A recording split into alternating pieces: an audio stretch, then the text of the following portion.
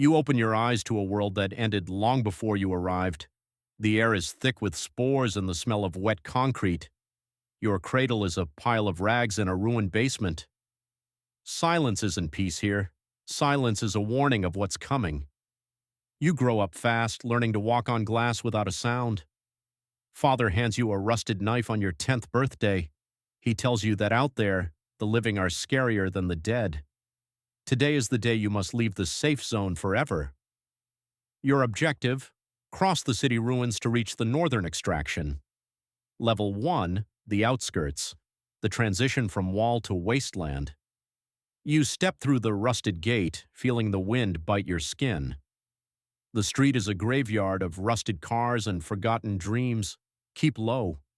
Every shadow could be a clicker waiting for a heartbeat. You find an old backpack. It smells of dust and ancient rain. A map is tucked inside, marked with red crosses and warnings. The first cross is the subway entrance. It's the only way through. You see a corpse overgrown with glowing orange fungi. Don't touch the walls. The mold is alive and hungry. A distant scream echoes through the concrete canyons. You freeze, holding your breath until your lungs burn. Level 2, the Sunken Metro. Darkness is your only ally now. You click on your flashlight, but only for a split second. The floor is flooded with knee-deep, stagnant green water. Something ripples the surface just a few meters ahead of you. You move slowly, feeling the slime coat your boots. You find a stash of old coins, useless, but you keep them. A click sounds from the darkness, rhythmic and terrifying. One clicker. It's wandering near the turnstiles you need to pass. You pick up a glass bottle. Your hands are shaking uncontrollably. Toss it to the left. The sound shatters the heavy silence. The creature shrieks and lunges toward the noise, away from you. You slip past, your heart drumming against your ribs. Level 3, the urban jungle. Nature is reclaiming the skyscrapers. You climb out of the metro into a forest of steel. Vines thick as snakes wrap around the crumbling luxury hotels. You need supplies. A pharmacy across the street looks untouched.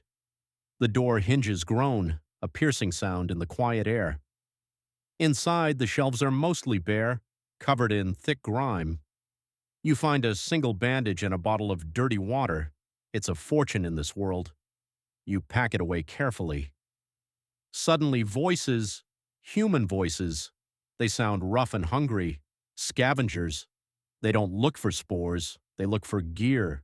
You hide behind a counter, pressing your back to the wood. 3 men walk by, armed with pipes and old pistols. They are arguing about who gets the last can of peaches. One of them stops right in front of your hiding spot. He spits on the floor, inches away from your shaking hand. They move on, their footsteps fading into the distance. Level 4, the overpass, a high wire act above the abyss. To avoid the street patrols, you must climb the collapsed bridge. The metal groans under your weight, swaying in the wind. Below, a horde of runners wanders aimlessly in the fog. One wrong step and you become a meal for the forgotten. You reach a gap in the concrete. It's a 4-foot jump. Looking down makes your head spin. The height is dizzying. You leap. Your fingers catch the jagged edge of the rebar. You pull yourself up, gasping, your palms bleeding and raw. The sun begins to set, turning the sky a bruised purple. Night is coming and you are still miles from the goal. You find a small, hollowed-out bus to spend the night. You check your knife. It's dull, but it's all you have. Rain begins to drum against the metal roof of the bus. You try to sleep, but every drop sounds like a footstep. Morning brings a heavy fog that hides the world. Level 5, the hospital. The epicenter of the infection. This is the shortcut. Terrifying, but necessary to save time.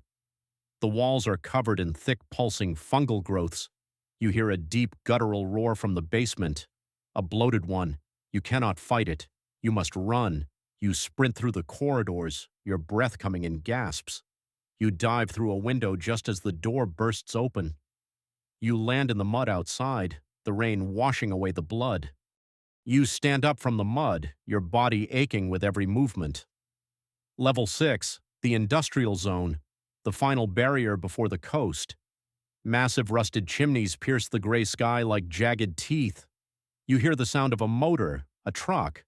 The military is nearby. They are searching for anyone trying to leave the city. You find a storm drain. It's tight, but it leads under the fence.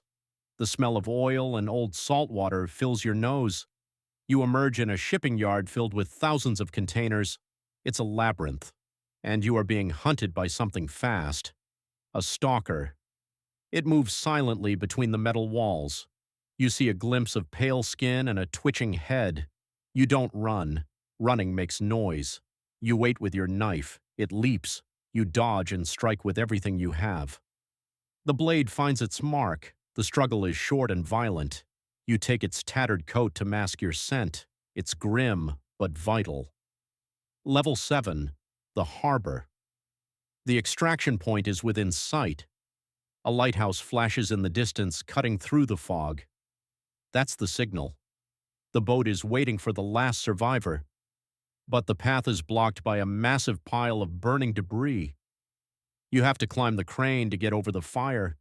The wind at the top is screaming, trying to throw you off. You look back at the city. It's a tomb of stone and fungus.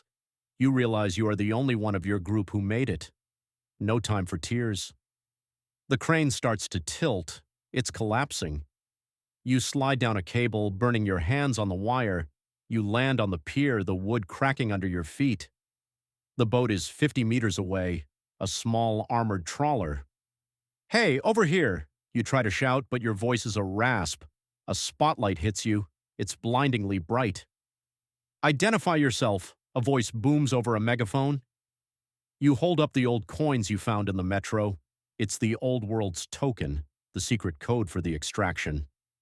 The boat moves closer. The ramp begins to lower. Suddenly, the ground shakes. The bloated one from the hospital. It followed your scent all the way to the coast. It throws a spore bomb. The air turns into a cloud of poison. You reach the ramp, but the monster is right behind you. A soldier on the boat opens fire. Tracers light up the night. The monster staggers back, roaring in pain and fury. You pull yourself onto the deck, collapsing in a heap. The engine roars to life, pulling the boat away from the pier. You watch the monster scream on the shore as it fades into fog. A soldier hands you a clean blanket and a cup of warm water. It's the first kindness you felt in years. You look at your map one last time and toss it into the sea. You don't need a map anymore. You are going somewhere new. The sun breaks over the waves, golden and warm. You survived the city of the dead. You are a child of the apocalypse, but today you are just a boy. The boat heads toward a distant green island. There are no spores there, no clicking sounds in the dark. You close your eyes and finally you sleep without fear. The nightmare is over, but the world is still out there, waiting for the next one. Stay quiet, stay alert, survive.